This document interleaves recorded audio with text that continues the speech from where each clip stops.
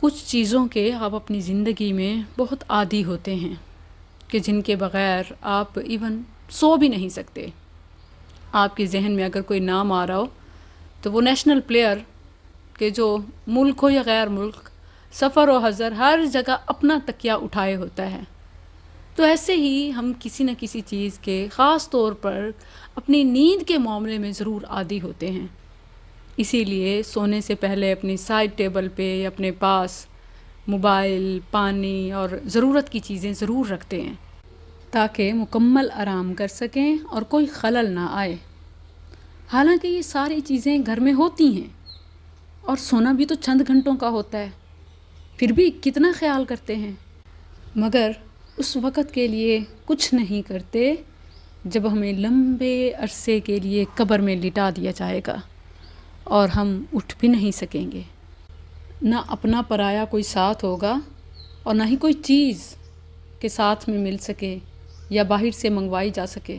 ہو سکتا ہے یہ خیال آپ کے ذہن میں آئے کہ ہم تو مردہ حالت میں ہوں گے، گل سڑ جائیں گے، پھر کیا ہوا اگر کچھ نہیں ہوگا، کیونکہ ضرورت تو زندوں کو ہوتی ہے، مردوں کو نہیں، اور ہم تو مردہ ہوں گے۔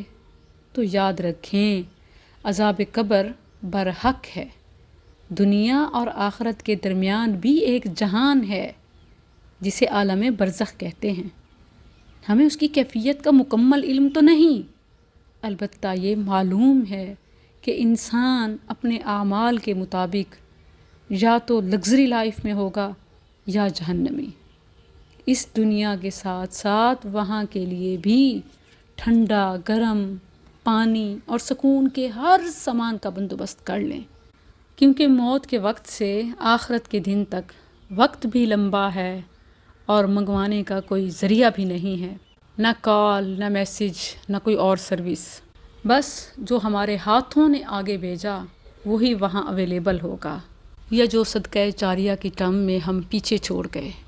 ہاں، یہ بھی اللہ کا احسان ہے کہ جو نیکیوں کے بیج بو گئے اس کا ثمر انہیں وہاں بھی ملے گا جہاں کوئی اور سروس نہیں ہے۔ جو زندگی میں آگے بھیجا اور جو مرنے کے بعد جاری رہا، یہی 2 سروسز اوتھینٹک، ریلائیبل ہیں، جن کی رسیدیں اللہ کے پاس ہیں اور ان کی نقول شریعت مطہرہ میں ہیں۔ اس کے علاوہ سب فیک اور لوٹ مار ہے۔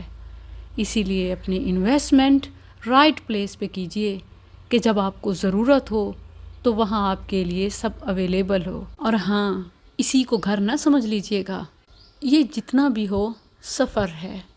سفر میں سے زیادہ اٹھانا تو سفر کو مشکل بناتا ہے، سو اس میں وہی بنائیں کہ جس کے متحمل بھی ہو سکیں، کیونکہ قوت سے زیادہ اٹھانا انسان کو ہلاک کر دیتا ہے اور ہمارا اخروی گھر